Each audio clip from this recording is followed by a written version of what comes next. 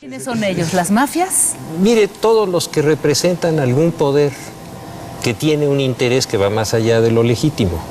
Y eso puede estar dentro del poder público, puede estar dentro de las actividades delictivas, todos aquellos que creen que el poder es un instrumento para abusar y que de alguna manera toman fuerza a través de un acto de violencia o un acto de corrupción. Que el poder comienza, muchos dicen desde abajo, pero ciertamente viene desde la directriz, ¿no? Desde la indicación misma del superior. En este país no se puede delinquir si no están todos de acuerdo. ¿Y usted cómo le hizo para estar fuera de esa máxima? Con esa polémica a la que usted se refiere y con esas confrontaciones y esos problemas a los que usted se refiere. Finalmente, los derechos y la fuerza de la sociedad a veces se logra imponer y lo estamos viendo en muchas ocasiones.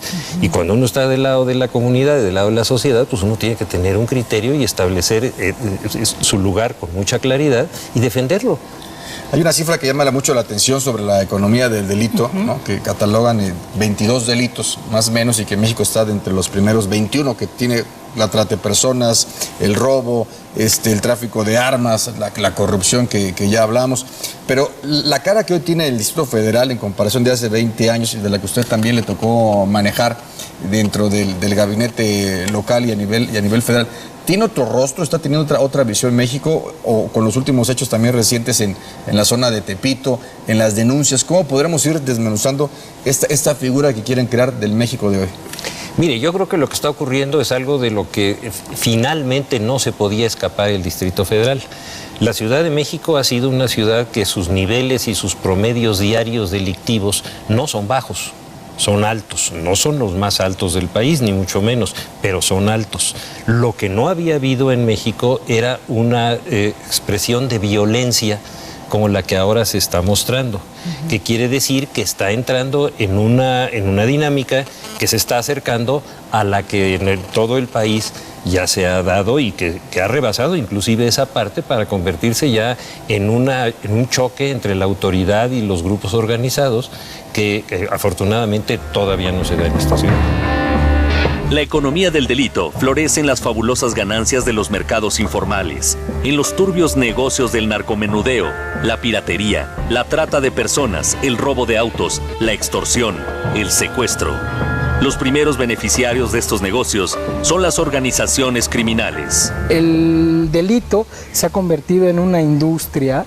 El delito tiene principalmente una lógica económica, la mayoría de los delitos, ¿no? Exceptuando el homicidio pasional o algunas violaciones, pero esencialmente la criminalidad que aterra a nuestro país tiene que ver con una lógica económica que precisamente viene, digamos, trasminando los valores neoliberales, o sea, el valor del costo-beneficio, el valor de maximizar la ganancia, minimizar los costos. Hay que preguntarse de cuánto dinero hablamos, cuál es el volumen de los mercados de la economía del delito, el de los negocios criminales. En la Ciudad de México, las autoridades estiman que existen cerca de 100,000 puntos de venta de droga en todas sus modalidades, desde la tiendita hasta el reparto a domicilio. Las ganancias, estimadas por la desaparecida Secretaría de Seguridad Pública del narcomenudeo en el país, son de más de 8,000 millones de dólares. Todavía no sabemos con precisión qué fue lo que sucedió en el Bar Heavens. Todavía no sabemos cuál es su conexión con otros incidentes de alto impacto, presuntamente también relacionados con el barrio de Tepito.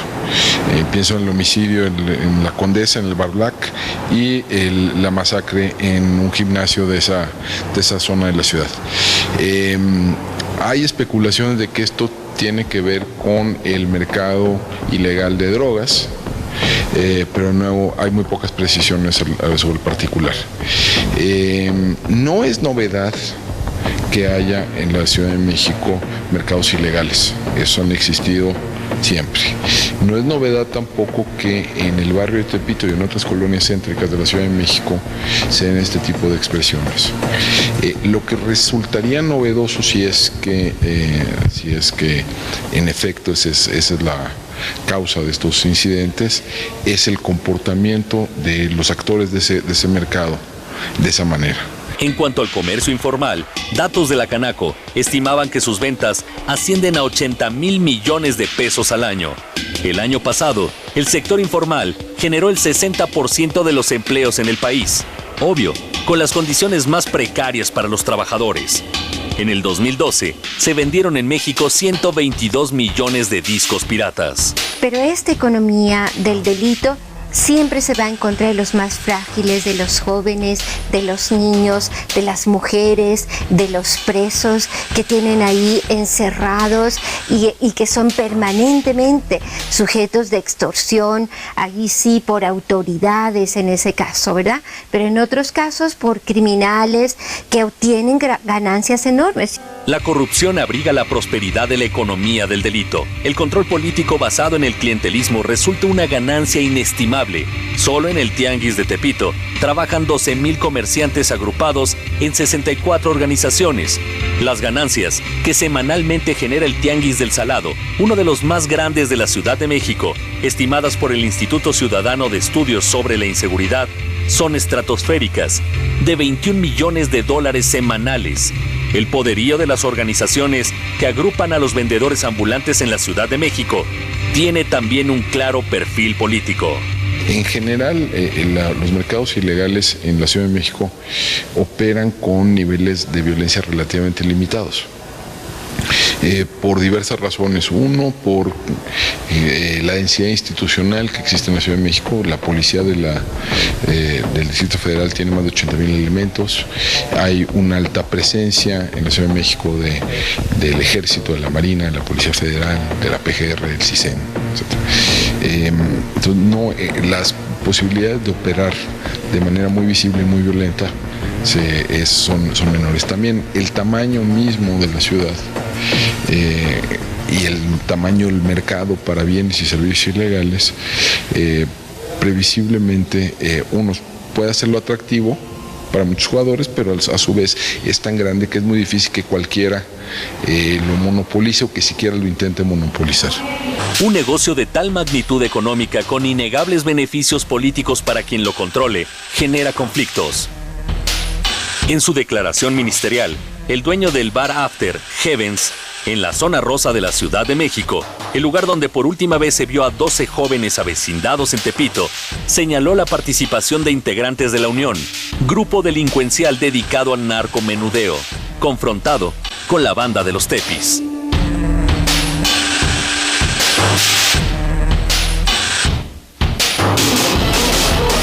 Sí me llama la atención que a partir de lo que vimos con estos jóvenes desaparecidos en esta discoteca, ahora tengamos por primera vez, o sea, todo digamos que un mensaje mediático para decir, vamos a realizar cateos, vamos a blindar ciertas zonas y vamos a estar patrullando toda la ciudad. Digo, ¿esto es realmente la mejor salida, doctor? ¿O qué es lo que estamos viendo? Porque hemos vivido muchos años en una ciudad con ciertos grados de inseguridad, de violencia, ¿no? Claro. No, mire, lo que sucede es que frente a una percepción de esta naturaleza hay una respuesta de carácter político. Dicen, bueno, vamos a hacer algo, vamos a tomar cartas en el asunto, vamos a tratar de detener este problema. Ni modo que se queden callados, eso no lo pueden hacer, políticamente sería un suicidio.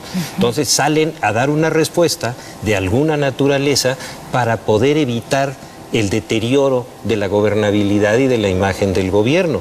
En realidad, lo que usted me está diciendo tiene toda la razón. El problema ha existido siempre, se salió de control. Hay una respuesta para poder decir que se está haciendo algo, pero en realidad el problema es tan grave que ya empezó a dar resultados de esta... Se salió de las manos. Es decir, que la percepción superó la realidad, que están actuando bajo esa premisa. Mire, yo lo que creo es que la percepción es uno de los factores más importantes de la gobernabilidad. Usted no gobierna si no tiene la percepción de que es una persona aceptable para la comunidad, que es que la comunidad lo obedece y lo entiende, y si esa gobernabilidad se pierde en el momento en que ya no hay ese respeto y ese control, en ese momento la capacidad política se va reduciendo y eso es lo que no quieren que les ocurra y es lo que están tratando de hacer y lo que dice Jacaranda. Están dando una respuesta inmediata de carácter mediático y político para detener un deterioro también de carácter político de algo que estaba latente, que explotó que no se había podido prevenir o que había ciertos acuerdos de alguna naturaleza que lo tenían más o menos controlado, pero eso no significa que no estén cometiendo delitos. No, sí, claro. Mire, la parte fundamental pero es peligroso, doctor, nada más una pequeña acotación. Sí. O sea, es peligroso porque ya lo vimos en el gobierno pasado, desde la impartición de justicia, generar grandes golpes mediáticos, ¿no? Porque eso también atrinchera a la gente en sus casas, o sea, hay un riesgo en la vida pública y yo no estoy tan de acuerdo en que necesariamente para mantener la gobernabilidad tengan que hacerse y darse golpes mediáticos, decir, esto es lo que vamos a hacer ahora, ¿no?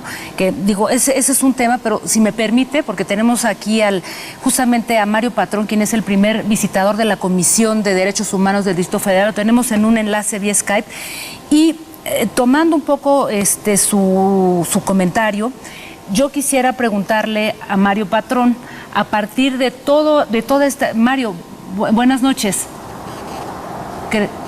Hola, ¿cómo están? Muy Gusto bien. en saludarlos a todos, al doctor Hertz, desde luego. Muchas gracias, igualmente. Y bueno, solamente planteo esta pregunta para que la debatamos aquí en la mesa. Mario, estábamos comentando, nos has escuchado sobre esta nueva política de seguridad que se ha implementado en la Ciudad de México. Yo me pregunto hasta dónde todos estos cateos, toda esta implementación de un dispositivo de seguridad nos va a proteger a nosotros los ciudadanos de violaciones de la propia policía y de las fuerzas de seguridad que están empezando a trabajar esto en colonias como La Condesa, La Roma, el Centro Histórico, la propia Zona Rosa. Sí, lo primero que tendría que decir, y que seguramente el doctor Hertz estará de acuerdo conmigo, es que no hay una disociación entre las políticas de seguridad y una política de respeto a los derechos humanos. Constantemente se establece, se señala como un argumento político que para combatir el delito, prevenir la seguridad pública, se tienen que violar derechos humanos. Justo parte de nuestras investigaciones ahora asociadas con el lamentable hecho de las 12 desapariciones de este bar, discoteca Haven, es que estamos monitoreando la legalidad y el debido proceso en la investigación. Nosotros justo lo que consideramos es que la diferencia fundamental que debe privar entre que estos hechos sucedan en la ciudad o sucedan en otras latitudes de la República es que la Ciudad de México, el gobierno de la ciudad, tiene que asegurar y dar una muestra clara de que aquí sí hay instituciones sólidas que no perpetúen impunidad, que garanticen a la sociedad la verdad de lo sucedido y que den con el paradero de las personas. En esa medida es que creo que se pueden evaluar las políticas de seguridad con resultados claros. Lo que hemos visto en otras latitudes, en otros estados como Tamaulipas, Guerrero, es que existe la violencia y frente a ello también hay una ola de impunidad. Hay como una suerte, ya se hablaba de la percepción ciudadana, hay como una suerte de percepción de instituciones vaciadas, huecas, que no dan pie a las denuncias ciudadanas y que no se sabe la verdad de lo sucedido y se genera impunidad. Nos parece que la impunidad más la violencia puede ser un binomio sumamente peligroso porque la impunidad lo que hace es perpetuar los factores que generan la violencia. Estás hablando, Mario, para que platiquemos con el señor Gertz Manero de la impunidad, pero también de la falta de la no cultura, de la no denuncia. Es decir, el delito ni se castiga y también lo que es quizás puede ser peor, que tampoco se denuncia. Exactamente, pero la denuncia está asociada con la confianza que la ciudadanía tiene en las instituciones. Ya se hablaba, por ejemplo, de los índices de violencia en la ciudad y en otras regiones del país. Compartimos ahora justo la preocupación de lo que pueda pasar en la Ciudad de México con el traslado de la violencia más asociada al crimen organizado, porque justo cuando hablamos del crimen organizado estamos hablando de la economía del delito y desde mi perspectiva no hay economía del delito sin corrupción y sin la aquiescencia del poder. el mayor número de delitos que se cometen en el país y en esta ciudad no son los crímenes, son los robos. Hay que tenerlo eso muy claro. Y los robos son los delitos que más lastiman a la parte más pobre de la población, aquí y en todo el resto del país. ¿Se refiere a robos en la vía pública, casa, habitación? O... Todos los tipos de robo son la inmensa mayoría de los delitos que se cometen, la inmensa mayoría. Y es a tal grado esto que, de acuerdo con las estadísticas del INEGI, la percepción del número de delitos que se cometen al año en todo el país es de más de 20 millones y no se denuncian ni siquiera 2, y de esos 2 el 98% quedan impunes. Entonces estamos viviendo una situación... No hay confianza tampoco ni para denunciar. Y lo que decía Jacarán, no hay ninguna confianza. Entonces, cuando les explota un problema, tratan de dar una respuesta mediática para conservar la gobernabilidad, pero como usted dice con toda razón, eso no lo va a conservar. Eso simplemente va a ser una respuesta angustiosa para defenderse en ese momento, y luego viene otra crisis y viene otra respuesta. Hemos visto en el país que eso se repite en forma constante. Sí, claro. No están resolviendo un problema, están saliendo de una crisis, están tratando de evitar que esa crisis los lastime políticamente, pero no están saliendo del problema, eso sí no. Es que vamos a hacer una pequeña pausa. No se vaya, regresamos con este interesantísimo tema aquí, El Observador.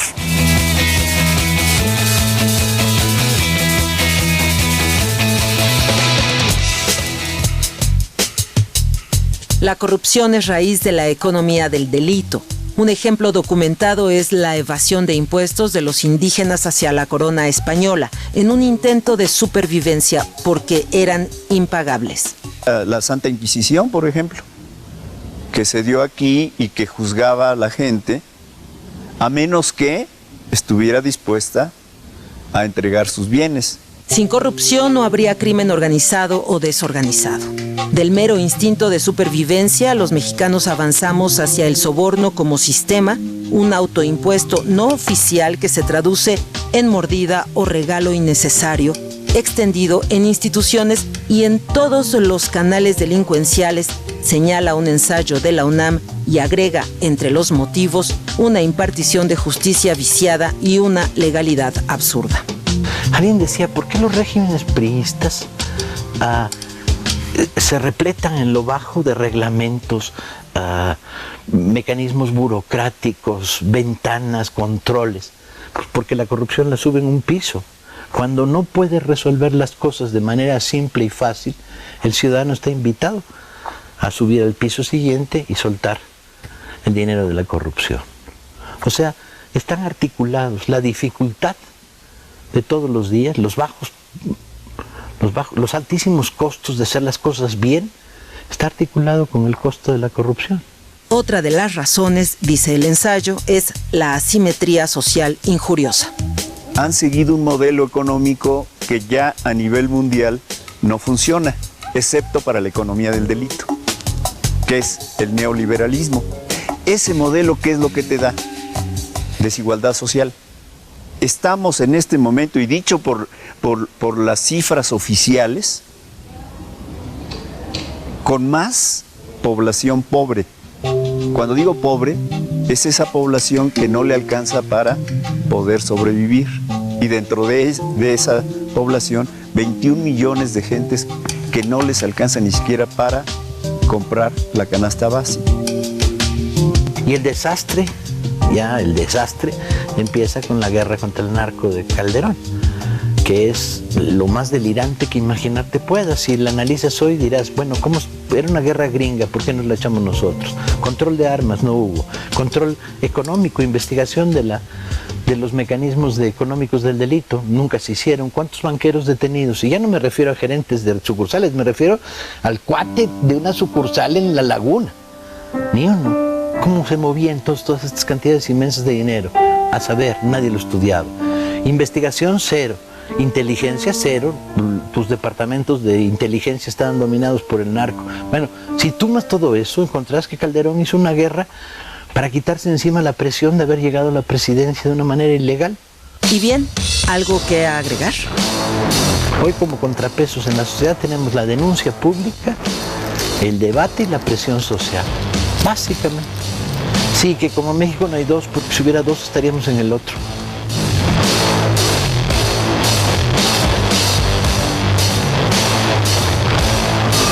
Parece que sí podemos de alguna manera fomentar una cultura de la legalidad, fomentar una cultura de la no violencia, creando precisamente una serie de políticas que nos ayuden a contrarrestar lo que oferta la violencia y lo que oferta el dinero relacionado con la violencia. Me parece que la acción ciudadana es la clave.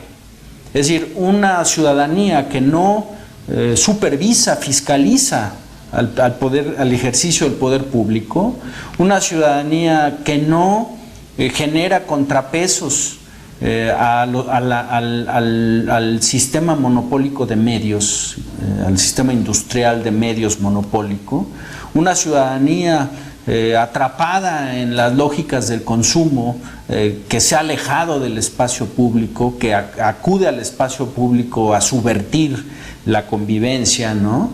Es una ciudadanía que claudica de sí misma.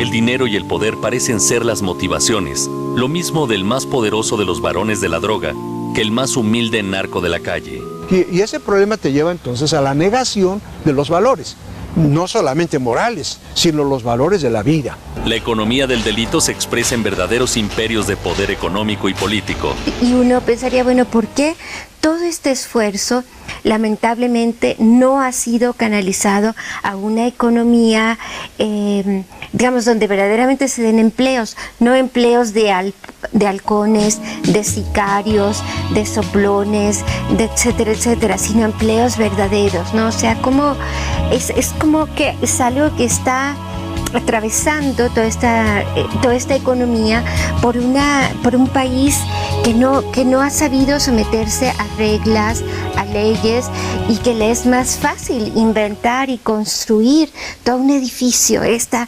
economía enorme. Pensemos en los caballeros templarios que tan recientemente han estado a la luz, cómo han construido un verdadero ejército.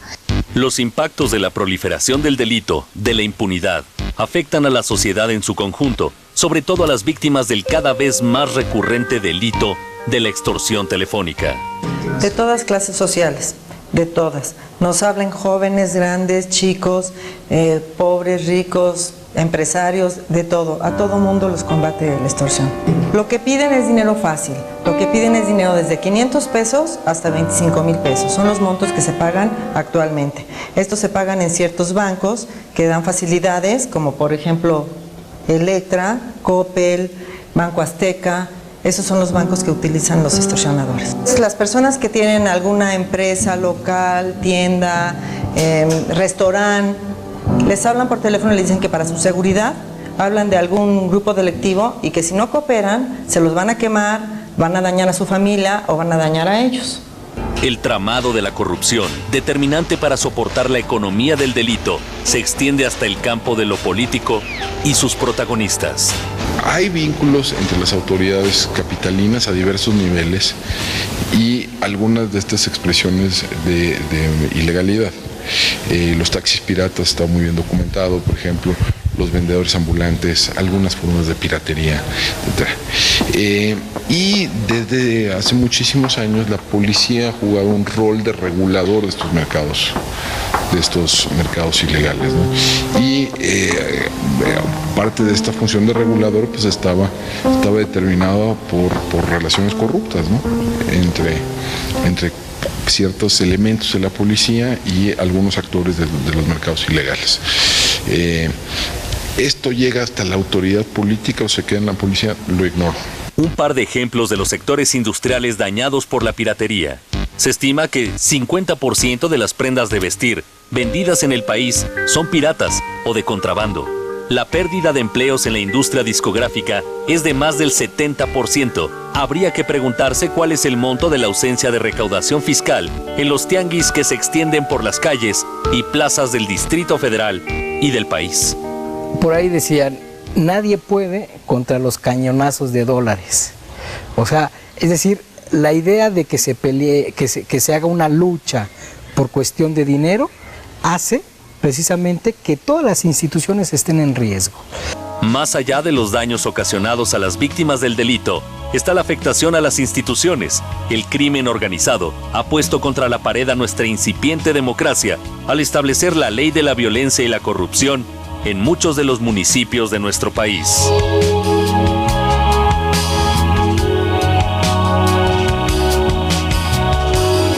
Gracias por continuar con nosotros aquí en El Observador, en este tema que hoy hemos nombrado la economía del delito. Y bueno, yo ponía la pregunta en la mesa antes de ir a la pausa, sobre todo para no perder de vista esto que es nuestro tema, que tiene que ver con algo mucho más amplio, esta economía del delito, claro, y que no se restringe al tema nada más del narcomenudeo en la Ciudad de México. Mire, el narcomenudeo y los crímenes, los asesinatos, tienen un valor mediático muy alto, generan un gran impacto, pero no son los delitos que más lastiman a la comunidad. No, y eso es un costo social también. El robo se lleva casi el 70% de todos los delitos, y ese robo es el que más lastima a la mayor parte de la comunidad, que no tiene manera ni de convertirlo en un escándalo, ni de hacer de eso un tema mediático. En cambio, una situación como la que se vivió, la que se viven en estos centros nocturnos, etcétera, sí generan un impacto mediático que daña a la política de la ciudad y que inmediatamente contestan.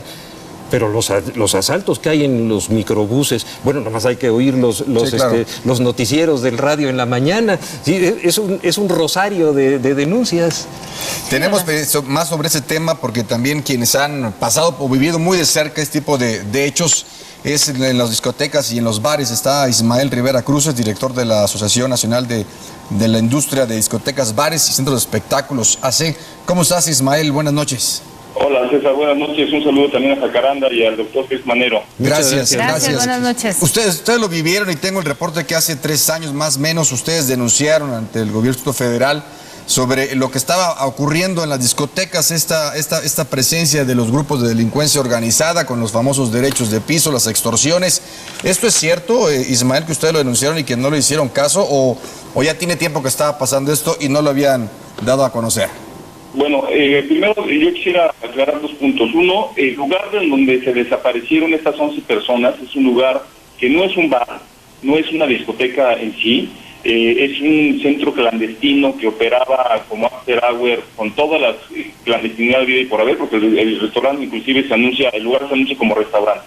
Nosotros en el 2010, es cierto, empezamos a notar que grupos de personas no identificadas para nosotros empezaron a visitar ese tipo de establecimientos, a los bares y discotecas que están a la luz pública, que operan como tal y que tienen su licencia de funcionamiento y sus documentos legales, para amedrentar a los propietarios y a los gerentes, advirtiéndoles que si no los dejaban entrar a vender su droga, pues iban a matar a los empresarios.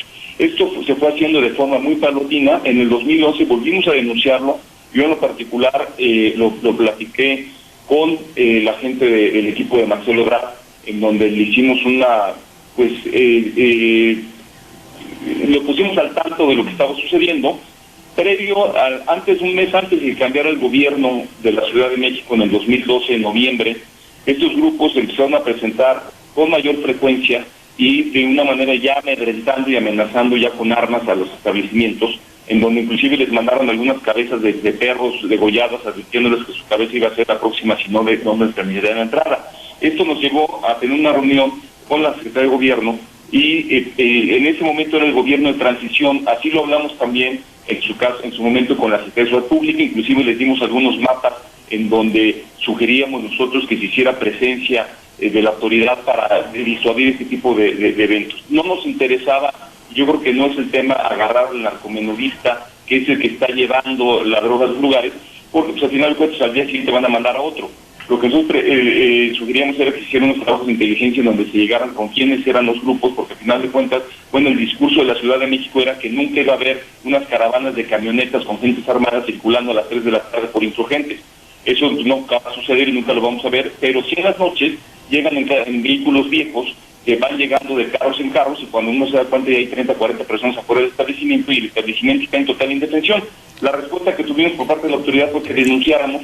Ningún empresario quiere denunciar ni lo piensa hacer, porque pues está en riesgo la vida de las personas. No sabemos quiénes son esos grupos, si son impostores o son de veras, pero por su forma de operar, por lo que ha ido venido sucediendo, pues nos damos cuenta que nos podemos enfrentar a lo que vivimos nosotros como industria nacional nocturna en toda la franja fronteriza del país, inclusive en la zona centro como fue Morelos, Guerrero, que se bajó a Veracruz, a Quintana Roo y demás, y vimos lugares quemados, gente incendiada, muertos y demás, ¿no? Entonces eso nos preocupa de sobremanera, y sobre todo que sí lo advertimos en su momento y pues no hubo respuesta.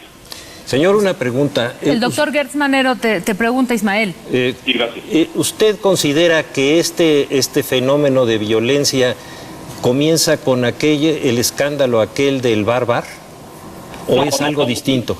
No, por supuesto que no. El Bar fue un tema entre dos particulares muy identificados, que no tenía nada que ver con tráfico de drogas ni nada de ese tipo de cosas. Ahí sí fue, inclusive están confesos y declaradas las personas involucradas en el tema. Y aquí esto obedece a un espacio, un vacío que encontró ciertos narcomenudistas que se fueron penetrando y fueron viendo que no pasaba absolutamente nada. Así lo leemos nosotros, así lo entendemos nosotros, y al final empezaron a encontrar un mercado en el cual estaba totalmente virgen y empezaron a introducirse de esta forma. A ver, el tema de la droga pues está en las escuelas, está en las casas, está en las calles y está en los lugares, y necesitamos en conjunto hacer algo para poderlo frenar de tajo. Señor, una pregunta nada más. Con motivo de aquel problema que hubo, después se vinculó con una serie de personas que sí estaban dedicadas al narcotráfico, que sí fueron detenidas inclusive cerca de la Ciudad de México, y que si independientemente de la violencia que haya existido entre dos personas, sí hubo alguna información en ese sentido. ¿Ustedes la tomaron en cuenta? ¿La conocieron en su momento? Sí, nosotros estamos hablando del Bar, ¿no? Sí, señor. Sí, nosotros, don Alejandro, estuvimos presentes en el tema. No, evidentemente había gente involucrada, bueno, pues como fue el tema de JJ, inclusive por ahí apareció hasta la gente de la barra, y demás, estaban todos involucrados en el tema.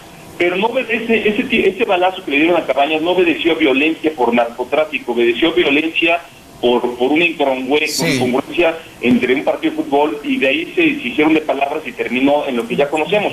Evidentemente era gente que estaba metida, pero no era tema de venta de drogas en los establecimientos. No, yo creo, Ismael, si me permites, yo creo que el doctor se refiere a que ya finalmente dentro de esa negociación o en otros ya estaba permeando en los cárteles de la droga en diferentes negocios, como vea con la extorsión o simplemente con la venta de la misma, luego que se dieron estos hechos. Yo te pregunto de manera directa, ¿tienen reporte o hay cárteles de la droga en el DF? Pues bueno, pues está el tema. Yo hice la declaración en forma recientemente, en donde pues no con la intención de dañar al gobierno ni con la intención de dañar la imagen del jefe de gobierno, ni simplemente con el hecho de decir la verdad, porque nosotros estamos en el riesgo de perder los patrimonios, por un lado, por parte de la autoridad, porque puede aplicar la ley de extinción de dominio en los establecimientos en donde se detecte que se está permitiendo la venta de drogas, aunque el empresario no lo haga directamente. Bueno, pues hay un vínculo. En el momento que no denuncia, pues también lo pueden hacer cómplice del tema, porque tú sabes, tú lo permites y no lo denuncias, pero también si se denuncia, bueno, pues se puede pagar inclusive hasta con la propia vida. Entonces, es por ello que lo sacamos recientemente a la luz pública con la intención de que la gente conociera el tema, la opinión pública, y sepan en qué situación estamos los centros nocturnos de la Ciudad de México. Y bueno, a raíz de los hechos, de lo que sucedió ahorita en los hechos desaparecidos en el Bar Heaven, y este operativo que ha hecho el gobierno de la ciudad, sacando a la calle y verificando establecimientos en materia de protección civil y demás, se ha disuadido tremendamente. Lo que nosotros estamos en la expectativa es que, bueno, pues ahorita por lo que está sucediendo y por las acciones del gobierno, pues esta gente se retira, pero estamos convencidos y seguros que en cuanto se relaje este tema va a regresar. Ismael, ¿no? Se ataca de frente.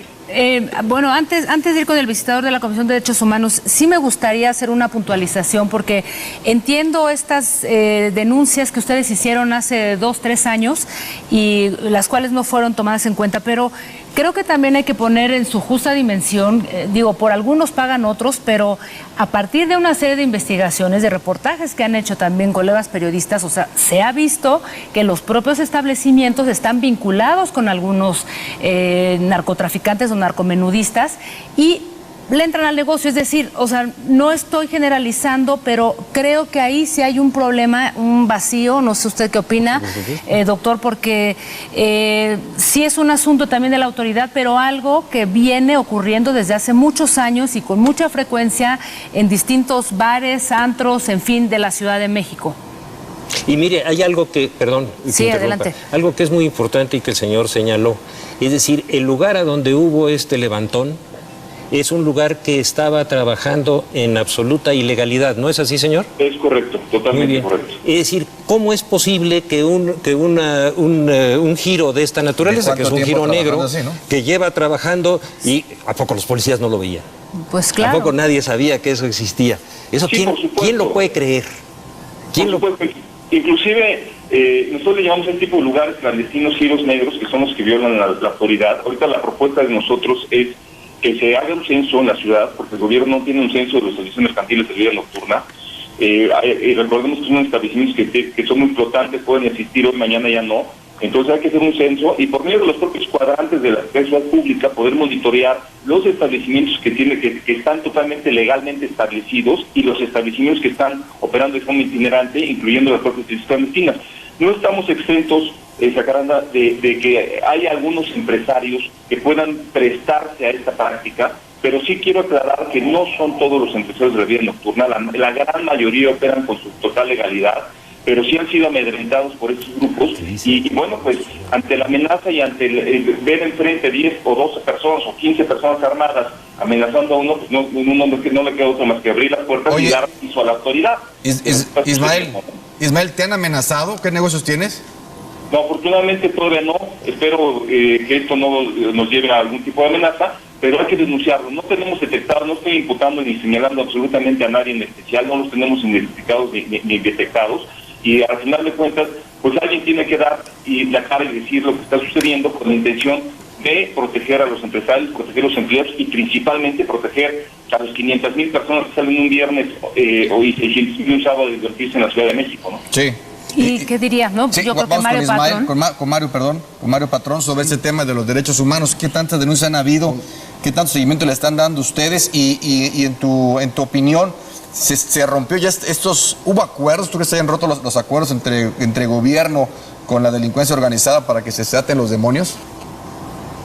Sí, César. Mira, yo quisiera comentar que si bien coincido con el doctor Hertz de que el robo y los delitos patrimoniales digamos, son sumamente delicados, onerosos y generan mucho sufrimiento a la sociedad. Cuando hablamos de narcomenudeo, no podemos olvidar que es solo un eslabón de toda una cadena de crimen organizado. Para que haya narcomenudeo, tenemos que hablar de que ya hubo una producción, una refinación, una transformación, una transportación del producto, de las drogas, de los enervantes, y el narcomenudeo es solamente la fase de la comercialización. Yo creo que en ese sentido tenemos que tener mucho cuidado con el crimen organizado y sobre lo que puede pasar en la ciudad, porque justo escuchando a don Ismael, creo que es importante que recordemos que el crimen organizado busca un control territorial porque es el que le permite apoderarse de los negocios ilícitos. Pero una vez ya que se apodera de los negocios ilícitos, justo acude a aquellos negocios lícitos también para apoderarse. Y es cuando tenemos factores de lavado de dinero y cosas todavía mucho más elaboradas y más complejas y que desde mi perspectiva dañan de manera mucho más fuerte a la sociedad. Entonces, me parece que la impunidad sigue estando en el centro. Quería hacer una pregunta. ¿Qué le parece si la pone en la mesa? Vamos a hacer una pausa y volvemos. ¿Cuál era la pregunta, doctor? No. Mire, el tema yo creo que es fundamental. Estos son negocios sucios los del crimen organizado. El crimen organizado es un negocio que genera delito y que genera una enorme cantidad de dinero y hay que ver ¿a dónde va ese dinero? ¿Y quiénes se benefician de este negocio? Porque ahí es donde está la clave. Bueno, pues vamos a hacer una pequeñísima pausa, regresamos al Observador y bueno, pues el doctor Gertz Manero acaba de poner una interesante pregunta en la mesa. Volvemos.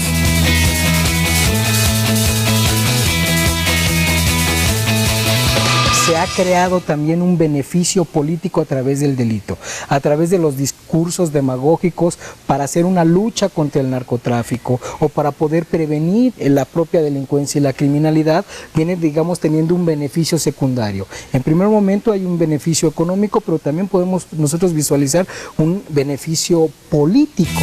El crimen organizado nunca va a terminar Lo que tenemos que luchar como ciudadanos y exigirle al poder público que termine es la disrupción que genera la violación de la ley en nuestra convivencia.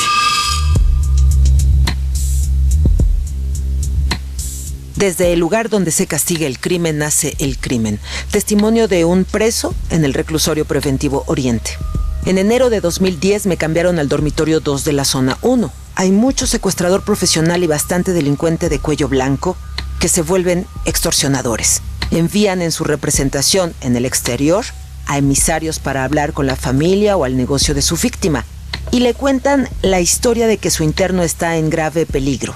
Le dicen que han escuchado conversaciones de que lo van a matar o hacerle daño y que ellos están en condiciones de ofrecerle seguridad total por una cantidad mensual de 4,000 o 12,000 pesos. Es evidente que en México hay tipos de delitos que gozan de un enorme consenso social y incluye la extorsión, incluye el robo, incluye el fraude e incluye el enriquecimiento ilícito. Mientras los incentivos sean tan altos, los incentivos al intervenir en una actividad ilegal sean tan altos, la violencia va a ser de una dimensión que tenga que ser. La economía del delito integra 22 delitos graves a nivel mundial. De esos, en México se cometen 21. ¿Cómo cuáles? Como la trata de personas, el tráfico de armas, la piratería, la prostitución infantil, el secuestro y un largo etcétera. Mercancías y negocios dispuestos y expuestos. Tú no puedes ser un político, presidente municipal o delegado o delegada honesto y que tu policía esté permitiendo que en los mercados de tu ciudad se esté vendiendo piratería, contrabando de cigarros, ropa que es clonada, ropa que es contrabandeada o ropa que es robada. No es un régimen de partido de Estado, es de una mafiocracia político-empresarial que ha generado que en esas grandes alianzas pueda existir todo tipo de delitos. Y no es verdad que los delitos se generan desde abajo. Los delitos se generan siempre desde arriba. El pomposo nombre de delincuencia organizada obedece a su administración de canales criminales a nivel global. Y ante lo obvio, la tolerancia, el mutis, el no veo. Y si la autoridad nunca baja a los bares para ver si alguien, por lo menos preguntarles, yo les he preguntado, ¿alguna vez alguna autoridad te preguntó si alguien a ti te estaba extorsionando, cobrando por el asunto de prostitución que tú estabas llevando a cabo? No, nunca. Y ante todo, la complicidad. Porque hay que ver cómo se está hinchando de dinero el jefe de vía pública de la delegación. Y cómo el dinero que recibe el jefe de vía pública de la delegación, el jefe de sector de la policía, acaban en el bolsillo de un delegado. ¿Ves? Entonces, y después viene un candidato presidencial. Y ese candidato presidencial necesita camiones, entonces eso se financia con la extorsión en prisiones, se financia con la extorsión en la calle. A mí como reportero me ha permitido constatar esto que estoy diciendo, lo he documentado, lo puedo demostrar, ¿no? El INEGI indica que en México se castiga menos del 1% de los delitos y se denuncia menos del 92% de los mismos. Delincuencia organizada, economía del delito, corrupción, palabras clave del Diccionario Nacional.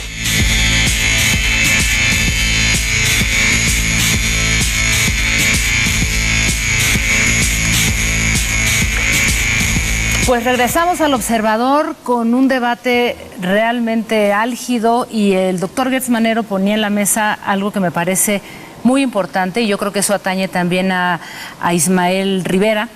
Hemos visto a lo largo de muchos años, y usted mismo también formó parte de la Secretaría de Seguridad Pública de este gobierno. Sí. O sea, no es un problema de hoy, ¿no? El tema de la inseguridad y todo lo que nos ha relatado hace un instante Ismael en términos de las extorsiones que se han dado, o sea, es un tema añejo, ¿no?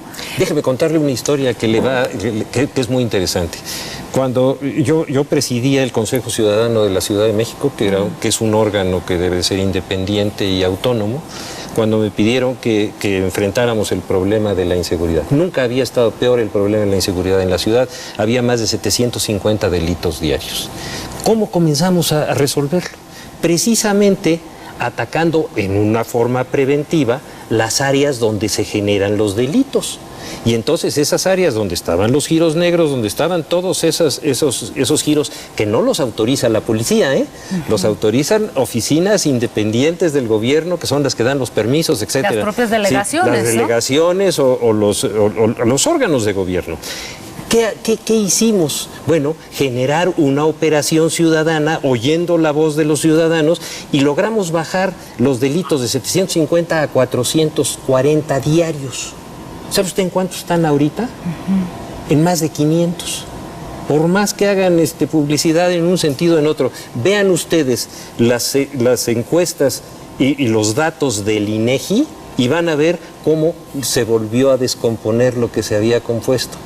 Y sí, cuando realmente se escucha a la ciudadanía, cuando realmente se oye lo que les está pasando a los vecinos que están en esas zonas y cuando se hace un trabajo serio, aun cuando no todas las oficinas estén de acuerdo porque hay muchos intereses, los resultados son bastante razonables y no hay ese tipo de problemas. Cuando comienzan a haber arreglos y esos arreglos se descomponen y vienen... Ya no hay acuerdos. Y ya no hay acuerdos, entonces las cosas se empiezan a poner muy feas. Es decir, ¿hubo acuerdos antes en el gobierno anterior y hoy ya no existe? Yo le puedo decir una sola cosa, eso no lo sé. Lo único que puedo decir es que en los gobiernos anteriores no había habido esos niveles de violencia y ahora los hay. Pero usted dice, se rompieron los acuerdos. Cuando usted fue secretario de Seguridad Pública, ¿había acuerdos? De ese tipo, de entre nosotros, imposible. Entonces, ¿por qué no había una violencia tan alta? Déjeme decirle por qué. Porque se atacaba desde el punto de vista de los intereses de los ciudadanos los lugares a donde se iban a dar los delitos. Pero vuelvo a repetirle, la policía de la Ciudad de México no es la que da las licencias para los giros, ¿eh? La policía de la Ciudad de México no es la que tiene esas tareas, es otra parte del gobierno y muchas veces son las delegaciones y otras instituciones las que lo dan. Pero ¿cuál es la función de la policía? Prevenir el delito. Si sabe dónde se está cometiendo, hacer lo posible para que eso no ocurra, y entonces viene esa reducción y viene esa percepción de que las cosas están entrando al orden. Díganos una cosa, doctor, antes de pasar con Ismael. Sí. Este asunto que está viviendo es cuestión de partidos, o una mafiocracia lo que está viviendo. No tiene nada que ver con los partidos, esto ha existido siempre. Es la relación entre el poder público y la delincuencia y el dinero que deja. Ismael, te escuchamos y queremos conocer tu punto de vista. Sí, bueno, pues es parte, yo creo que por esto la forma de atacar y combatir tiene que ser integral con todos los órganos de gobierno del Distrito Federal y en coordinación con el gobierno federal. Porque si bien es cierto, bueno, pues los lugares históricamente se han estado inmersos en la corrupción entre el vínculo establecimientos mercantiles de cualquier índole con delegación. Entonces, al final de cuentas, en el momento que se haga un trabajo coordinado con seguridad pública, con las delegaciones, con el gobierno central de la Ciudad de México, con la Procuraduría de Justicia, con órganos federales, que se investigue y se puede llegar a fondo muy fácilmente. Aquí, nosotros los empresarios estamos en la mejor disposición de que seamos reglamentados, de que no estemos en horarios tolerados como hemos estado históricamente en la Ciudad de México, pero tampoco queremos que sea la ley más modificada de la historia de todas las leyes de la Ciudad de México, que es la de establecimientos mercantiles. Cada legislatura llegan los diputados y vamos a cambiar la ley. Hoy tenemos una muy buena ley, una ley que no se presta en la interpretación, una ley que es clara. Requerimos el reglamento y requerimos forzosamente el Comité de Evaluación de Riesgos para poder dar el primer paso a lo que es la regulación. Si hay la voluntad del gobierno, en año y medio podemos estar totalmente regulada la vida nocturna y se convertiría en la primera ciudad en la República Mexicana que tenga un padrón de una vida totalmente registrada, regularizada, y saber quién está al frente del negocio, quién es el dueño, quiénes son los gerentes, qué giro específico tienen, cuál es su aforo permitido y su horario de funcionamiento. Bueno, pues vamos a ir a unas conclusiones y por ahí también quedaría pendiente el tema de los casinos, ¿no? Porque digo, eso también forma parte de la vida nocturna y ahí hay otro hoyo negro tremendo, ¿no? Pero empecemos, si le parece, a concluir. Doctor. Todo esto es un gran trinquete del que se benefician los que lo realizan y los que lo permiten. Es correcto. Así es. ¿Tiene solución? Por supuesto que tiene solución y como lo dice el señor, mucho más sencilla de lo que parece. Lo que pasa es que frente a esa solución hay una cantidad de dinero y hay una cantidad de intereses que entran en unas contradicciones y en unos pantanos de comprensión que parece que son insolubles. Son muy sencillos. Yo creo que sí que hay solución, ¿eh? Hay una cantidad de dinero tal y hay una cantidad de beneficiarios que son capaces de aguantar las peores tormentas con tal de seguir con el trinquete. Parece que no hay salida o... Bueno, hay estas salidas momentáneas que las hemos visto, como usted lo señaló al principio, en muchas ocasiones y que finalmente no resuelven nada. Pero eso no es nada más el asunto de estos delitos, ¿eh? Es una estructura de poder, así funciona este país, ¿eh? Y usted lo dijo, sí, y usted lo dijo al principio, ¿se pueden arreglar las cosas a fondo? ¿Cómo vamos, no? Se pueden generar este tipo de crisis y algunas soluciones parciales, pero mientras el fondo no se resuelva y no se acabe con esa colusión, nada se va a poder resolver. Claro. Mario Patrón. Es imposible que exista una economía del delito sin la corrupción, sin la aquiescencia, sin la coadyuvancia del poder político. En ese sentido, para combatirla también hay que ver los circuitos de corrupción que la permiten y la consolidan, y en ese sentido los derechos humanos tienen un papel fundamental, básicamente para el combate de la corrupción. Doctor Gracias, Manero, pues muchas una gracias. última conclusión. Pues que el tema que ustedes escogieron finalmente es el resultado que hemos obtenido. Es decir, esto no es más que un giro negro, un negocio donde se benefician los que lo llevan a cabo y los que lo permiten y lo están solapando. Un giro negro o un hoyo negro. Un colorado que se va a cambiar de color. Muchas gracias, doctor. Le aprecio mucho. Muchísimas gracias. Gracias, doctor. Muchas gracias. Y también agradecemos a Mario Patrón, primer visitador de la Comisión de Derechos Humanos del Distrito Federal. Gracias, Mario. Buenas noches. Y también a Ismael Rivera. Todo gusto, muchas gracias, Ismael. Un abrazo. Gracias, hasta luego. Hasta pronto. Gracias, muy buenas noches. Pues muchas gracias, César. Muy contenta de estar aquí en este programa tan interesante. Y bueno, los esperamos en una siguiente emisión aquí en el Observador. La repetición el martes a las 9 de la noche. Martes a las 9 de la noche. Martes y el próximo sábado una emisión más del Observador. Que descanse, buenas noches.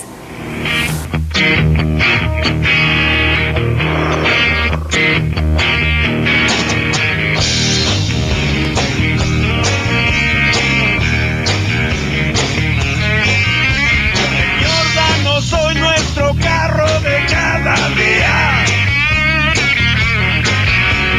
Va a cumplir la cuota que nos pide la policía. Líbranos de todo mal y de toda violencia. Va a robarnos otro carro con toda decencia.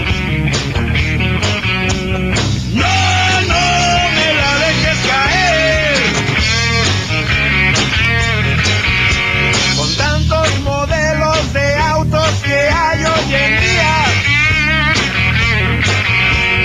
con sus alarmas de satélite hacen que me ría. Hoy vamos por el dinero que pidió el comandante, pues hoy es la fiesta que brinda su joven amante.